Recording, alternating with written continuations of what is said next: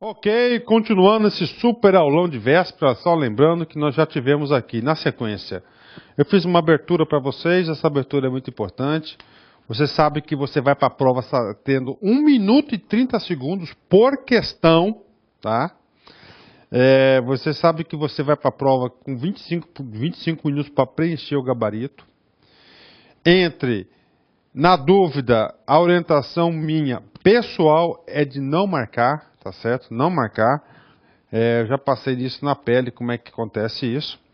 Veio o professor Cato Júnior, tá? Conseguiu identificar aí um padrão CESP de pensar nas provas de informática. Outro assunto, veio o professor Pedro Silas. Ele fez o aulão dele diferente. Ele colocou perguntas e respostas mais frequentes da banca do CESP. Acredito que deve acertar aí, cara, 60% das dicas dele. O professor Marciano, ele aproveitou e deu uma geral de 2 horas, né? De 2 horas aí do conteúdo, mais o aluno aí, eu tenho certeza que vai ser mais um dos diferenciais do LC Concurso, que você vai tranquilo. E nós temos agora aí a direito administrativo, né? Vamos lá, dica de direito administrativo. Primeira coisa que costuma cair, que os alunos se confundem bastante, e aqui é somente o aluno fixar o conteúdo, é a administração no sentido objetivo e no sentido subjetivo, né? A administração pública é conceituada com base em 2 aspectos. O objetivo, também chamado de material ou funcional, e subjetivo, também chamado de formal, orgânico. Ou seja, olha só, objetivo, material, funcional. Subjetivo, formal ou orgânico. Gente, grave aqui, ó, funcional, vem de função. Tá certo? Formal, tá? Vem de órgão, estrutura. Pronto. A administração pública, material ou funcional, ou, tá certo? Chamado ou formal ou orgânico. Pronto, o aluno aí, um belo macete. Cara, mas tem que saber isso aqui. Isso aqui confunde, às vezes até eu mesmo confundo esse troço aqui, tá certo? Objetivo é a mesma coisa que material ou funcional. E subjetivo, formal ou orgânico. Isso tem que colocar no caderninho, cara, para revisão. Não tem jeito. Uma referência bibliográfica importante, inclusive eu fiz uma dica sobre esse cara aqui. Segundo Maria Zanella de Pietro, o conceito de administração pública em sentido objetivo, material ou funcional. A administração pública pode ser definida como a atividade concreta e imediata que o Estado desenvolve sob regime jurídico de direito público para a consecução dos interesses coletivos. Isso, subjetivo, sentido subjetivo, formal ou orgânico. Pode-se definir a administração pública como sendo o conjunto de órgãos e de pessoas jurídicas aos quais a lei atribui o exercício da função administrativa do Estado. Ok, bacana. Sentido objetivo, conclusão, é a atividade executada pelo Estado, por seus órgãos e agentes, com base em sua função administrativa e a gestão dos interesses públicos por meio de prestação de serviços públicos é a administração da coisa pública, res pública. E já o sentido subjetivo, você tem que entender o seguinte, no subjetivo é o aparelho do Estado colocado à disposição para cumprir a função administrativa, que essa função administrativa é o sentido objetivo. Então, o subjetivo, pense, órgãos, aparelho do Estado, que o Estado tem para fazer cumprir a sua missão do Estado, que é atender os interesses públicos. Quando o Estado atende os interesses públicos, faz a sua função, é no sentido objetivo. função, exercício da função, objetivo, aparelho, órgão do Estado para fazer cumprir essa função, sentido subjetivo. Pronto. Cai, professor, cai. Banca do CESP gosta disso? Gosta. Fontes do direito administrativo. Muito simples. Primeira fonte, primária, absoluta, que não pode ser contrariada, é a lei. Então, a lei é a fonte primária do direito administrativo. Segunda fonte, uma fonte secundária, é a doutrina. Terceira fonte, também secundária, é a jurisprudência. E, finalmente, a quarta fonte, fonte primária, que são os costumes. Detalhe, primária, uma lei. Segunda, doutrina, jurisprudência e costumes, são secundárias. Secundárias vêm depois da primeira. Jamais a secundária pode ser a primária, ou seja, onde essa fonte, a lei, resolveu o caso, não cabe às demais fontes. As demais fontes somente cabem no caso que for obscuro. O item 1 não resolveu o caso. Então, por isso que é primário e fonte secundária. Lembrando que o direito administrativo no Brasil não se encontra codificado. Isto é, os textos administrativos não estão regidos em um só corpo de lei, um código. Então, nós temos aí diversas leis a serem estudadas. Professor, diversas leis. Manda para mim 2 leis aí que sempre caem em concurso público. Olha, vou afirmar para vocês, tá? Vou afirmar para vocês porque isso é uma tradição. Não só nesse concurso de vocês do MPU, mas qualquer outro concurso do CESP, e além do concurso do CESP, nós temos aí concurso da FCC e tal. 2 leis. A Lei 8.429 e a Lei 9.784. De novo, 8.429. E a outra lei, 9.784. A primeira lei é a lei da improbidade administrativa. A segunda lei é a lei do processo administrativo federal. Cara, papo reto, papo reto. Pode baixar as últimas provas de concursos federais grandes. Todas, quase todas esses 2 assuntos caíram. Professor, e agora para esse concurso? Cara, o que você acha, meu filho? Claro que vai cair também. Sempre cai. Tá na dica, tá na dica. A gente vai falar desses caras aí. Por que eu estou falando disso aí? Porque eu falei que o Código de Direito Administrativo não tem um código, tem várias leis. E dessas leis, essas 2 leis aí. E outra coisa, papo reto, são 2 leis pequenas. Os assuntos que caem são sempre repetitivos, cara. Não dá para perder ponto com esse assunto, não dá. Estudar na fonte. Vamos lá. Terceira dica. O direito administrativo, gente, está baseado na estrutura organizacional do Estado. E a estrutura organizacional do Estado nós temos a administração pública direta e nós temos a administração pública indireta. 2 dicas, uma sobre a direta e outra sobre a indireta. Professor, quem que criou a administração pública indireta? Foi o Decreto-Lei 200. Então, o Decreto-Lei 200 foi o quê? Foi uma reforma administrativa que houve no Brasil, na qual organizou a administração pública. E, a partir daí, já passou a dividir da seguinte forma. No seu artigo 4º, ele definiu, que é a mesma estrutura utilizada até hoje. Ó, a administração federal compreende a administração direta, que se constitui dos serviços integrados na estrutura da presidência e da estrutura dos... primeiro, a administração direta, que se constitui dos serviços integrados na estrutura administrativa da presidência da República e dos ministérios. Indireta, que compreende as seguintes categorias de entidades dotadas de personalidade jurídica própria. Cara, o examinador pode querer saber isso de vocês. Na direta, são entes despersonalizados. Na direta, são entes despersonalizados.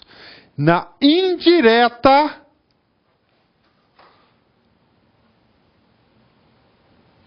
são entes personalizados.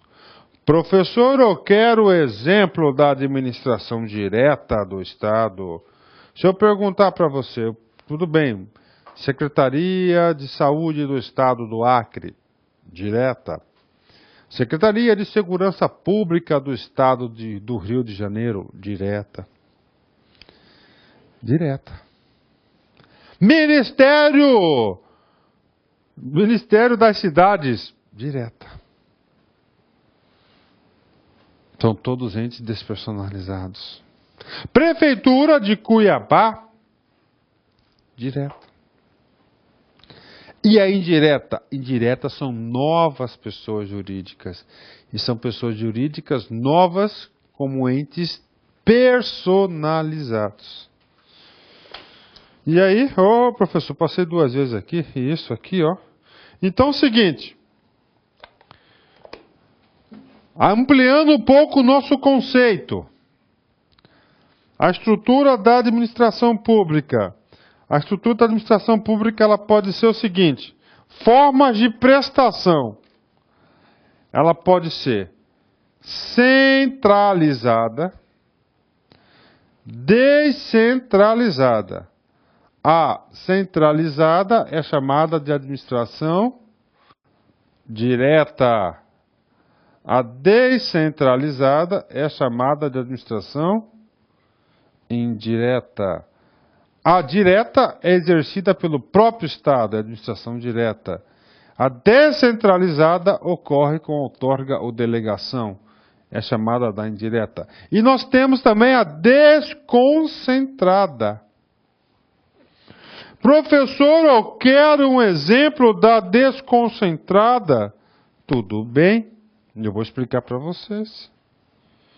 Desconcentrada. Secretaria de Fazenda. Ela faz parte da administração o quê? Direta. A Secretaria da Fazenda criou a Superintendência de Atendimento ao Contribuinte. Pronto. Quando o ente cria novas pessoas dentro da novas unidades, olha só, novas unidades administrativas dentro da mesma pessoa, do mesmo órgão, há uma desconcentração. Ela se organiza. Aí olha só, a secretaria lá, a superintendência de atendimento, não está subordinado ao secretário? Está subordinado ao secretário. Tudo bem, professor? E na superintendência de atendimento, o cara subdividiu em 10 exatorias, que são unidades de atendimento ao contribuinte. Uma da região norte, outra sul, centro, leste, oeste, noroeste, enfim, 10 unidades. Então houve o quê? Mais um fenômeno da desconcentração. O examinador vai falar que isso não é uma desconcentração. O examinador vai falar que isso é uma descentralização. Não. A descentralização seria o seguinte: eu retirar essas unidades da estrutura organizacional da secretaria. Tá certo? Pronto. Então isso é a desconcentração. Professor, eu posso falar o seguinte, que na descentralizada cria-se uma nova pessoa jurídica. Positivo. E na desconcentrada você não cria uma nova personalidade, você subdivide isso. Professor, eu quero que você dê um exemplo disso, professor. É empresa, porque eu trabalhei só em empresa. Eu vou dar o exemplo na empresa. Vamos supor que lá tem uma diretoria chamada teoria administrativa e financeira. Vou fazer uma desconcentração. Então, eu vou subdividir a diretoria administrativa e financeira em duas diretorias. A primeira diretoria chama-se diretoria administrativa e a segunda diretoria passa a ser a diretoria administrativa financeira, ou seja, de uma só, que era administrativa e financeira, passou a ser duas. Uma administrativa, outra financeira. Isso é o fenômeno chamado de desconcentração. Você está concentrado, você desconcentra. Então, esse pode cair na prova? Claro que pode. Então, a unidade desconcentrada é uma distribuição interna de partes de competências decisórias, agrupadas em unidades individualizadas. Resumindo, vamos lá, administração pública direta. A direta, ela é a centralizada. São entes políticos. Quais são os nossos entes políticos? Como assim, professor? Entes políticos. A Constituição definiu a nossa federação em entes políticos. Então, nós temos um ente político: União, Estados, Distrito Federal e municípios. A competência de cada ente político está definida na Constituição Federal de 1998. Cada ente político tem que se subdividir-se em centros especializados de competência, ou seja, em órgãos públicos.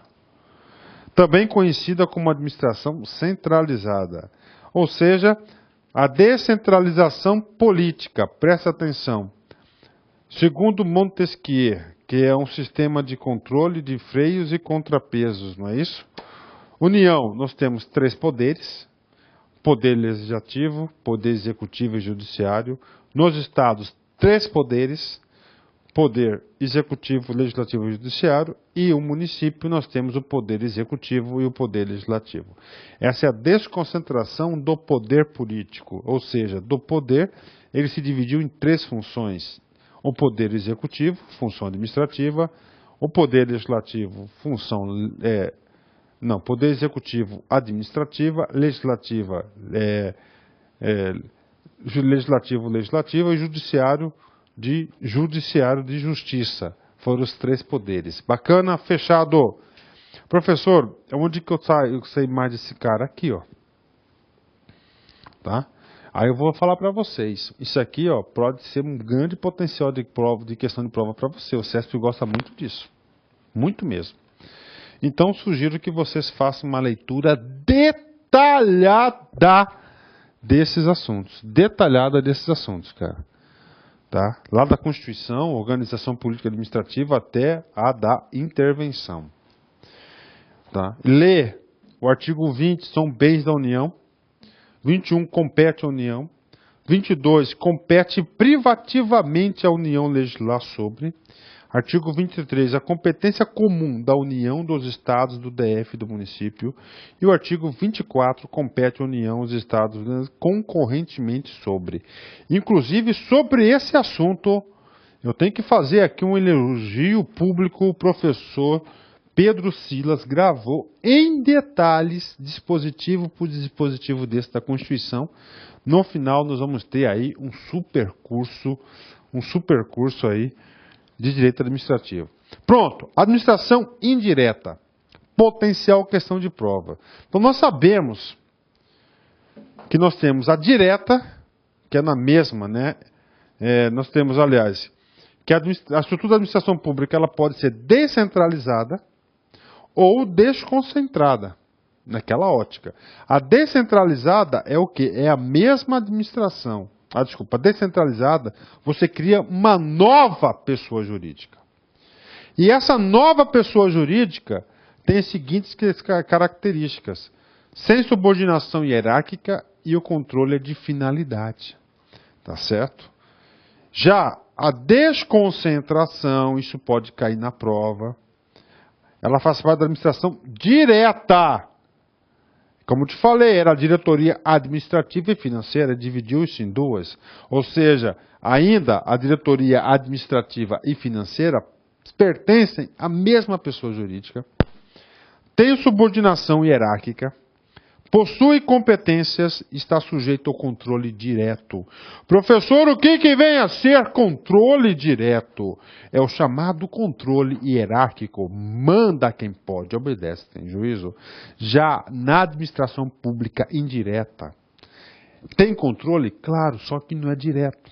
O Estado delega, outorga para terceiros, uma nova pessoa jurídica, a autonomia. E como é que você vai controlar o cara? Por um resultado. Não direto. Olha a questão de concurso. O controle da indireta é de finalidade. Da direta ao controle direto, hierárquico de subordinação. Professor, o senhor falou em momento anterior que quem criou a administração pública indireta foi o Decreto-Lei 200, positivo.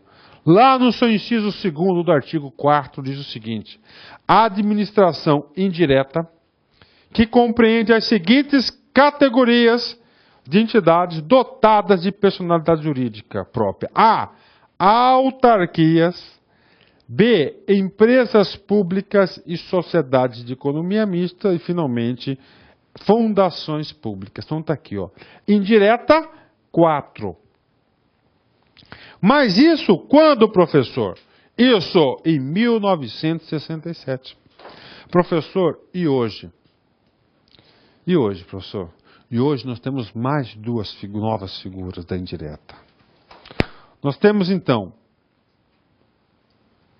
autarquias, fundações, empresas públicas e sociedade de economia. Lembrando que nas autarquias nós temos as autarquias profissionais, que é o Conselho Regional de Medicina, de Administração, de Economia, e as autarquias federais, que são aquelas autarquias que são criadas para administrar os territórios. Só que no Brasil, depois da Constituição de 1998, nós não temos mais nenhum território no Brasil. Agora, nós temos as agências reguladoras e nós temos os consórcios públicos, também classificados como administração indireta. Fica a dica. Muito importante isso. O artigo 37, inciso 20 da Constituição, define esses caras. Preste atenção. Somente por lei específica poderá ser criada a autarquia e autorizada a instituição de empresa pública, sociedade de economia mista e de fundação. Então, é o seguinte, eu já vi na questão do CESP, dizendo o seguinte, que quem criou uma fundação foi um decreto errado.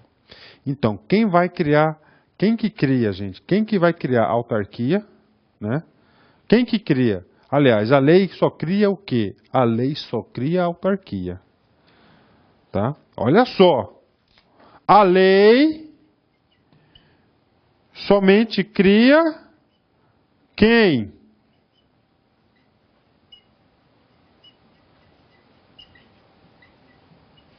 Cria. Agora, a lei autoriza, tá certo? A instituição de quem? Ó, empresa pública, sociedade de economia mista e fundação. Para tudo! E preste atenção. A lei cria quem? Autarquia. A lei autoriza a instituição de quem? Empresa pública, sociedade de economia mista e fundação. Ambas as leis são leis específicas. Professor, então a lei cria a empresa pública? É errada. A lei não cria a empresa pública. A lei autoriza a criação da empresa pública. Professor, a lei cria sociedade de economia mista? Não, não cria. Quem cria é quem? Quem cria vai ser lá a junta comercial. Fundações, mesma coisa. Então, atenção, pegadinha de prova. A autarquia é a única criada por lei específica. Agora, as demais, empresa pública, sociedade de economia mista e fundação, por lei específica, elas são o quê? Autorizadas. Agora, mais um detalhe que cabe somente às fundações. Cabendo a lei complementar. Então, somente lei complementar específica que vai criar a tal da fundação. Criar não, autorizar a instituição. Então, lei específica complementar autoriza a instituição de quem? Fundação. E nessa lei que vai instituir a fundação, tem que definir ainda as áreas de sua atuação. Ok? Vamos lá, não pode ter preguiça, levanta, vamos lá para frente. Comigo. Resumo, mapa mental, olha aqui, agora tete a tete, vamos lá. Lei cria somente quem? Lei cria somente autarquia. Lei autoriza a instituição de quem? A lei. Lei normal. Lei empresa pública e sociedade de economia mista. Lei complementar autoriza a instituição de quem? De fundações. E nesse último caso, tem que detalhar lá as áreas de atuação. Todas as leis são leis específicas. O que é uma lei específica, professor? É uma lei que vai tratar somente da criação de uma autarquia. Uma lei que vai tratar somente da autorização de uma empresa pública, por exemplo. E no corpo dessa lei, não pode ter outro assunto diferente. Tem que ser todos os assuntos referentes à autorização de autarquia ou a criação de autarquias ou autorização aí dessas personalidades jurídicas. Bacana? Ok? 10. Isso é lei. Professor, posso aproveitar uma lei que eu tenho, que está em tramitação, e já criar uma autarquia ou autorizar uma empresa pública, por exemplo? Não pode, porque se você pegar carona em outra lei, ela deixa de ser específica. Então o legislador aqui quis dar o que? Prioridade. O legislador quis dar foco. Foco. Não quis misturar os assuntos. Então é lei específica. Lei complementar, nesse caso, somente é recepcionada no caso da autorização da instituição de fundações. O inciso 19 do artigo 37. E o inciso 20 o artigo 37, inciso 20, ele vem complementar esse assunto. Vamos lá.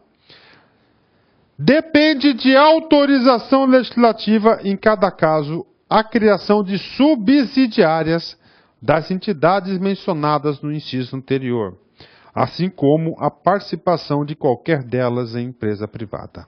Pronto. Cara, isso aqui cai, hein, cara? Cai, muita gente erra, meu. Tá? Vamos lá, dica 5. Detalhe. Professor, vai ter aulão de dica de ética? Não vai ter aulão de dica de ética, porque eu já trouxe a ética aqui para o direito administrativo. Tudo bem? Ok? Bacana? Gente, o professor não colocou no personal coach o cara estudar o Estatuto do Servidor Público. Por quê? Porque não dá tempo. Depois da prova, a maioria dos alunos vão ter acesso vigente. Estude em detalhes o Estatuto do Servidor Público. Cara, todos os concursos, isso aqui é questão certa na sua prova. Questão certa nessa prova, na outra prova, isso aqui cai sempre. O problema desse cara é que é um assunto enorme, é um assunto muito grande. Se você for analisar sem paixões, a nossa aula de Estatuto do Servidor Público não é uma aula, é um mini curso, cara. É um mini curso. Papo reto, prof, papo reto. É um mini curso. Concurso, cara, é feito pro cara que está estudando já com frequência. Se o cara começar a estudar para o concurso um mês antes, é difícil. Mas olha só, mas eu não estou falando, falta um mês e eu não vou estudar. Não faz isso não, cara. Estude, você não vai perder nada com isso, cara. Pode ter certeza disso. Então, dentro dessa aula enorme do Estatuto do Servidor Público, eu quero que você faça leitura seca do texto da Lei 8.112. No que trata os deveres do servidor público, as suas responsabilidades, proibições, direitos e vantagens. Pronto, só isso. Leitura seca. Tá? Leitura seca do aulão. Gente, o aulão de véspera é somente indicativo. E você vai ter que, com base na orientação do aulão, cumprir a risca. Cara, você vai ver com a quantidade de questões que nós vamos gabaritar para vocês aí do aulão de véspera. Tá? Improbidade administrativa.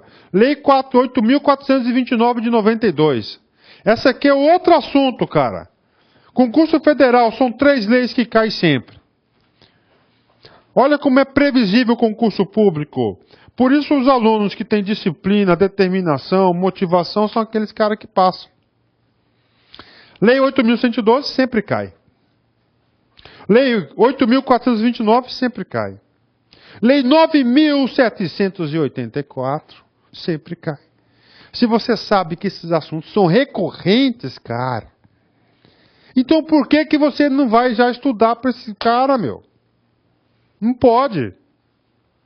Tá? Pronto. E outro assunto que não é uma lei que sempre cai, são poderes administrativos. Improbidade administrativa, qual que é o assunto que mais cai? É o seguinte.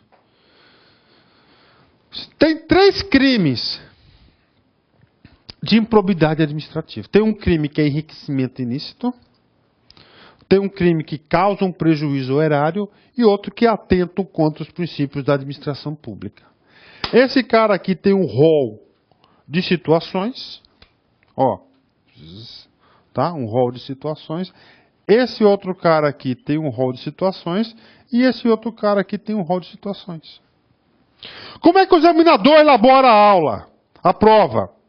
Ele vai pegar uma dessa situação aqui, desse cara aqui, e vai falar que é desse cara aqui. Esse cara... Então, essa situação aqui, que é do enriquecimento ilícito, pertence ao enriquecimento ilícito. Só que na prova ele troca o nome e manda que atenta contra o princípio da administração pública. Ou seja, a questão está o quê? Errada. Leitura seca. Leitura seca do artigo 9º, artigo 10º e artigo 11. E aproveitando, eu vou dar uma dica extra sobre esse assunto. Então, isso aqui é o que cai muito esse assunto. Outro assunto que cai sobre improbidade administrativa. E bastante. Sabe qual que é? O que cai sobre improbidade administrativa é aquele assunto lá das penalidades. Tem uma penalidade específica para sobre enriquecimento ilícito. Tem uma pena específica para prejuízo ao erário, e tem outra pena específica contra os princípios da administração pública. Ou seja, o cara vai fazer a mesma coisa, ele vai trocar figurinha. Ok?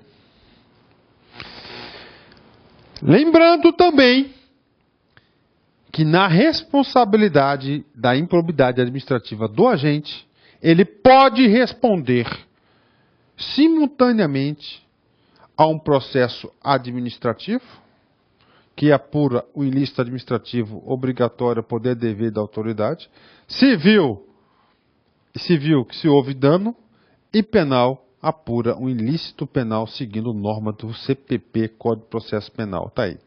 O cara responde administrativamente, civilmente e penalmente.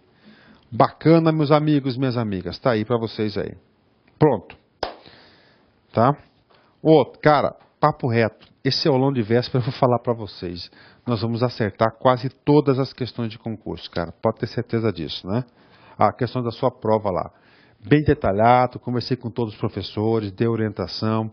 Vocês sentiram aí a falta do professor Vinícius, mas eu já expliquei para vocês.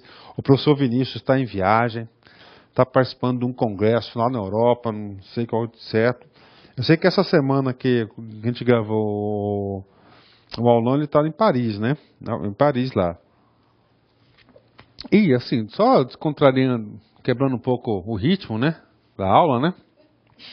Ele está em Paris agora. Lá em Paris, nesse momento, é o quê? É primavera. Então aquela Champs-Élysées, aqueles jardins ali da Torre Eiffel, lindo, maravilhoso, né? Ele falou para mim que ele ia fazer aquela região dos castelos. Tá? Eu não tive oportunidade de fazer ainda a região dos castelos. Ok. Boa viagem lá, meu grande mestre. Tá? Volte renovado aqui para o Brasil aqui para a gente voltar com todas as aulas aí. Bacana? E detalhe que já ia deixar de falar para vocês. Mesmo o professor não gravando o aulão de véspera, eu pedi para ele corrigir a prova do MPU, tá? De 2010. Ele corrigiu, tá para vocês aí. Então considerem a correção da prova do MPU como um aulão de véspera para a galera aí. Fechou, gente? Ótimo! Dica 7. Ato administrativo. Outro assunto que despenca. Não é que cai, não, despenca. Cara, então você vai formando, cara. O modus operandi das bancas. Você já sabe. Olha como dá para estudar com antecedência. Lei 8.112. Lei 8.429. Lei de licitações. 9.784. E atos administrativos. Metade da prova de todos os concursos da matéria de direito administrativo. Atos administrativos, nós temos um mini curso também. Então, estudar elementos e requisitos. Atos vinculados e atos discricionários. Despenca. E a extinção. Como é que você vai fazer essa revisão? Você vai pegar o seu caderninho, tá certo? E lá no seu caderninho, vai assistir essas aulas. Lembrando que, de acordo com o artigo 2º da Lei 4.717/65, os elementos necessários à integração do ato são competência, objeto, forma, motivo e finalidade. Professor, onde que esses assuntos estão regulamentados?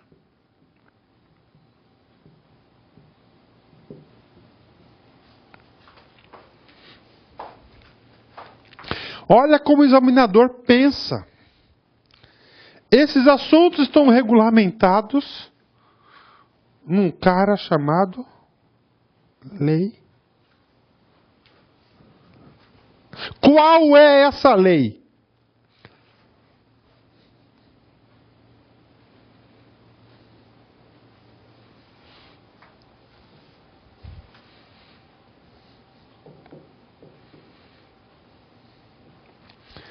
9.784.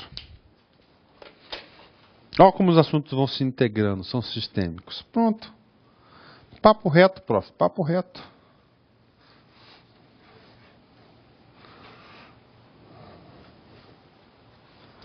A lei.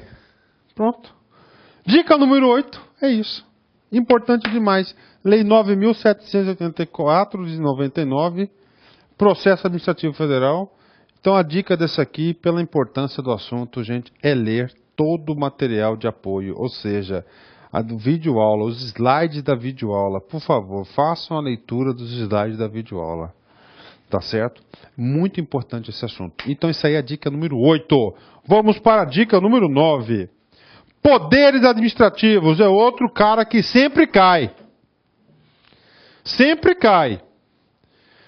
O que é um poder? Trata-se de um instrumento de ordem jurídica que coloca à disposição do poder público que tem por finalidade tornar efetiva sua atuação. Ou seja, a administração pública não consegue fazer acontecer sem a utilização desses poderes. Não tem. Professor, por que você não faz isso? Porque eu não tenho esses poderes. Esses poderes é somente o ente público que tem. É isso, prof. É isso. Né? Quais são os poderes? Você tem que saber. Poder da hierarquia, da disciplina. Poder hierárquico manda quem pode, obedece quem tem juízo. Poder disciplinar, o cara aprontou. Você tem o poder, dever de puni-lo, de tomar as providências cabíveis. Poder vinculado àquele que está na lei, que você não tem liberdade. Poder discricionário, onde a própria lei autoriza você a ter um pouquinho de discricionariedade, de vontade própria, não é isso? Poder de regulamentar, de editar normas complementares, suplementares. E o poder de polícia, poder de fiscalização, de supervisão. Esses são os poderes administrativos. De novo, poder hierárquico, poder disciplinar, poder vinculado, poder discricionário, poder regulamentar e poder de polícia. Dica 10. Licitação. É outro assunto que cai sempre. E na sua prova vai cair também, cara. E aí, prof? Cara, bater real pra vocês, cara. Bater real pra vocês. É sério mesmo, meu. Lê a lei seca da licitação. Se você seguir essas regras nossas aqui de direito administrativo, você deve acertar aí, cara. Você vai antecipar as questões, mais ou menos aí uns 70%, 80% você vai com confiança na prova, cara. Tá, agora em reta final, estamos colocando aí com antecedência de 2 semanas o aulão de véspera para o cara. Tá? O aulão de véspera para o cara assistir o aulão e fazer as atribuições complementares. Porque nós aqui, nós somos o quê? Nós somos somente um instrumento, mas quem passa é você. E você vai passar se você cumprir estudar, não tem jeito. Eu tenho certeza que a sua confiança aumenta bastante. De licitação, o que costuma cair, que eu acho para o cargo de vocês de técnico, o cara vai querer saber se você sabe aí, ó, o que é uma concorrência, o que é uma tomada de preços, o que é um convite, o que é um concurso, o que é um leilão e o que é um pregão. Fechou? 10, né? Vamos aqui. Controle externo. Controle externo, ou seja, é aquele controle, aqui na aula de controle, é um controle que não faz parte da própria administração. Quais são esses controles? Nós temos o controle externo exercido pelo legislativo.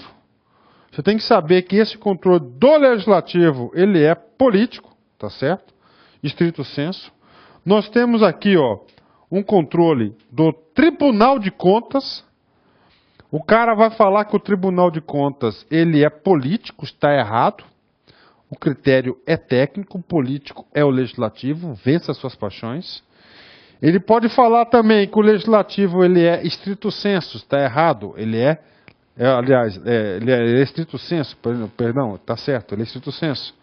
Tribunal de Contas, ele é estrito sensu. E nós temos também o controle jurisdicional, que é o quê? Da justiça judicial. Ele é o controle lato sensu. Professor, tem mais controle externo? Temos sim, o controle da própria sociedade, chamado de accountability, controle social. Então nós temos aqui, para passar a régua, controle externo, 4 tipos: legislativo, Tribunal de Contas, judiciário e accountability, chamado de social. Professor, accountability, exatamente. Já que eu falei do externo, eu vou falar do interno. Quais são os órgãos de controle interno? Interno, já diz o nome, interno, está internalizado, está dentro do órgão. Então, dentro do Poder Executivo, nós temos lá o controle da chefia. O controle da chefia vai exercer o controle hierárquico. Supervisão ministerial, finalístico, auditorias internas, órgãos especializados, CGU, AGE e assim por diante. Ótimo! Regras, Código de Ética do Servidor Público. Presta atenção aqui, gente. Ética. Esse cara sempre cai também. Todos os editais podem apostar nisso. Todos os editais que que nós avaliamos, todas as provas, todos os editais que tem lá, decreto 1171, que é o Código de Ética do Servidor Público, está lá a questão, cai. Cara, então é o seguinte, 2 dicas para vocês. Regras deontológicas. É para estudar as regras deontológicas. Professor, eu tenho que filosofar nesse assunto. Não. Você tem que pegar aquele texto bacana, gostoso de ler, né? E fazer leituras e ler. Lei seca, aquela lei concentrada. Mais uma dica. Principais deveres do servidor público no Código de Ética. Gente, isso aqui são questões Ctrl+C e Ctrl+V. Questões Ctrl+C, Ctrl+V, cara, vocês não podem ter o luxo de perder esses pontos. E mais uma, as vedações do servidor público. Cara, pode cair 2 questões? Claro que pode. Última dica, contrato administrativo. Meu filho, minha filha. Esse eu vou pontuar bem. Por favor, faça uma leitura, mas 3 leituras dos artiguinhos 54 ao 58 e o artiguinho 65. Por exemplo, o artigo 58. O artigo 58 é onde guarda a tal das cláusulas exorbitantes do contrato administrativo. Onde confere à administração pública a prerrogativa de quê? De modificar os contratos, de rescindir os contratos, de aplicar sanções motivadoras e de ocupar provisoriamente os seus bens, móveis e imóveis. O cara vai montar uma questãozinha sobre isso. Então, o artigo 54 ou 58 e o artiguinho 65, contratos administrativos, fazerem 3 leituras concentradas. Depende de você. Ok, terminamos a dica de direito administrativo. Na próxima será de administração de materiais.